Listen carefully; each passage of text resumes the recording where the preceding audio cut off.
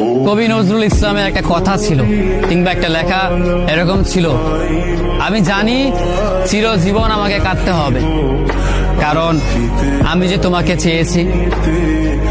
আসলেই আমি যে তাকে চেয়েছি এই জন্য আমাকে সারা জীবন কাটতে হবে, কারণ আমি তাকে কোনোদিন পাবো না, আর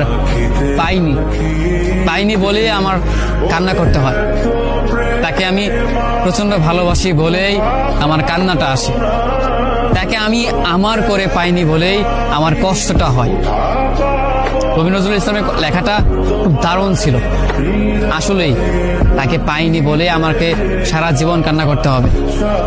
যদি সে আমার এই ভালোবাসাটা বুঝতো, আমার এই অসীম ভালোবাসাটা বুঝে আমাকে একটু বলতো যে আমি অন্যদের মতো কখনোই তোমাকে ছেড়ে যাব না, তাহলে বিশ্বাস করুন পৃথিবীতে হয়তো আমার চাইতে সুখী মানুষ আর কেউ হতে পারতো না।